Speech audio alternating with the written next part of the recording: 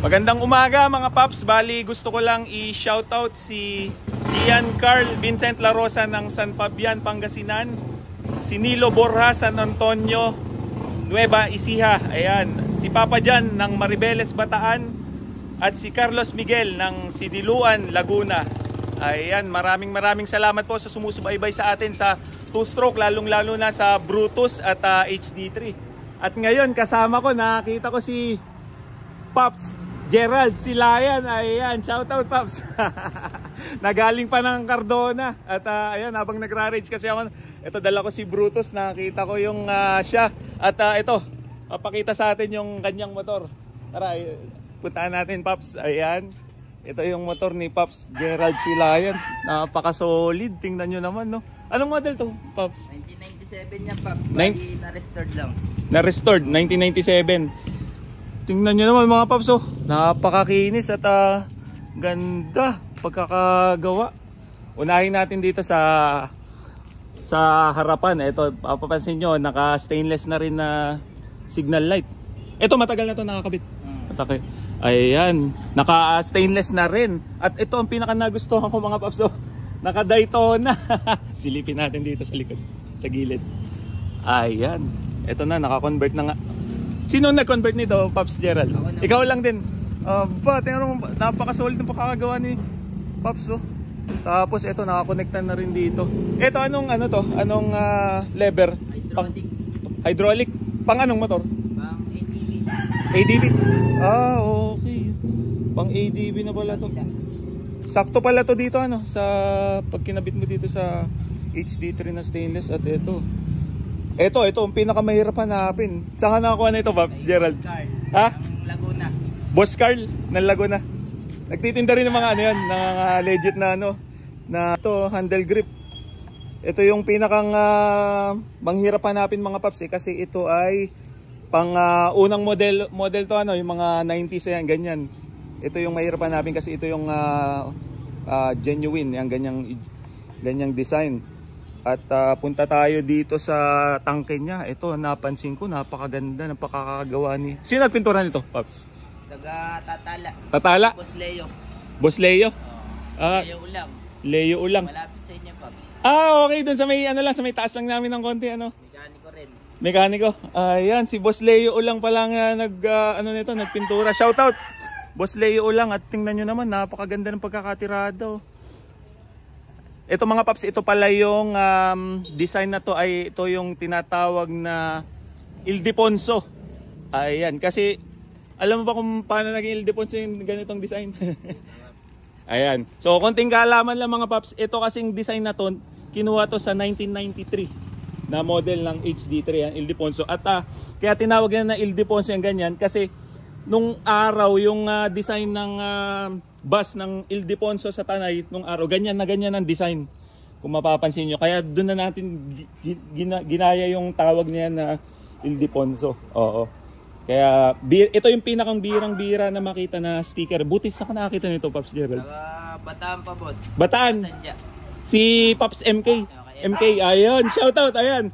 Shoutout Pops MK, ayan. At galing pang Bataan itong ano ni Pops, itong sticker, kasi alam ko wala talaga makita nito dito sa atin, no? Sa Binangonan, kasi mostly mga nandito lang, yung mga common lang, yung Tari, at sa yung mga madaling mahanap na design. At ito, mahirap makahanap niyan. At ito naman, dito tayo sa block ni Pops. Ayan, ano to, 450? 100? Standard, oh yun. Standard pa pala itong block. At dito ako na-amaze dito sa pagkakaano nito, eh. Brutus na ano, na sing-sing, naka-chrome na rin. Pina-chrome mo? Chrome plated din, boss. Pati itong ano? Ito? Ayan. Tingnan nyo naman, napaka-solid. Ito pala ay naka-hydraulic na rin na clutch. Tingnan nyo mga Paps, wala na siyang cable. At ito ay naka-ano na din, tingnan nyo. Ayan, dito siya naka-connect. Naka-hydraulic. Tingnan nyo naman. Ngayon lang ako nakakita talaga nito sa personal lang ganito, naka-hydraulic. Ayan. Ang lagayan nito ng fluid saan? Dito? Mismong tangke niya. Ito sa mismong tangke. Oo nga. Naka-hydraulic na rin. Grabe, ngayon lang ako nakakita ng ganito. na HD3. At ito pa mga paps, oh, naka-digital na din, tingnan nyo. Ayan, tingnan nyo naman. Modern na modern. Kaya kung titingnan nyo, classic na classic yung motor, pero modern yung mga nakakabit. Unang-una, ulitin ko, ayan, naka-disc brake, naka-hydraulic na rin na clutch, at naka-digital na rin na gauge. Ayan, napakaganda. Quality. At hanggang dito sa likod, ayan, naka-stainless na din. Tingnan nyo, ikutan natin. Naka-chrome plated na din. Ayan. Tapos etong yung tuti pampa nito gumagana pa. Ayan, gana lahat. Ayan, napakaganda. Tsaka ito ginawa na to pang pang Brutus tong inano mo na side cover magkabila. Oo nga, ayan, kabila itong ayan, parehas side cover. Tingnan nyo naman yung motor ni Pops. Ganto ang Rizal na concept, Pops. Ito yung mga uso sa atin dito sa parteng Morong, Tanay, dito Binangonan, Cardona, Baras, Pililla. Ayan. At ayun, shoutout Pops. Shoutout sa sige. May ano yata si Deliver. Kuha muna natin to. Ayan, dito ako natuwa. Natutuwa talaga ako sa motor ni Pops. Tapos yung yung ano na ito kaya, ito stainless na rin, no?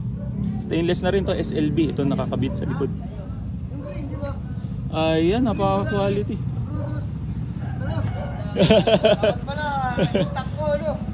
Ay, Brutus ka rin, Pops. Nabenta na. Wala. Yun na. Ayun, ako shout. Pangalan, Pops. Shout out ulit natin. Anong pangalan, Pops? Mark. Ayan, si Pops Mark. Ayan, shout out. At busy ata si Pops Mark. May lakad pa. Sige, shout out. Ayan. May Brutus din pala yan si Pops. Ayan. Pops Mark. At ayun, eto. Okay. Balik na tayo dito sa motor ni Pops. Talagang na-amaze talaga ako. Ayan. Ito, pang ano to, sang ano? Pino. Pero bagay kasi tingnan nyo naman mga Pops Classic na classic kasi yung style ng HD3 Tapos ayan, bumabagay talaga yung mga ganito kasi ito pang classic talaga. Yung ganyan design.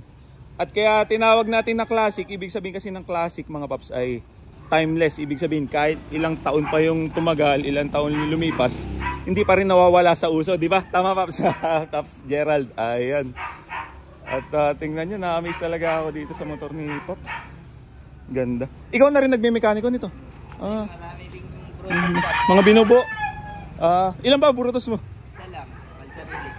Pasarili, isa. Isa pang dibu. Anong model yun? Hindi ko tanda, plus 2,000 plus patas. 2,000 plus patas.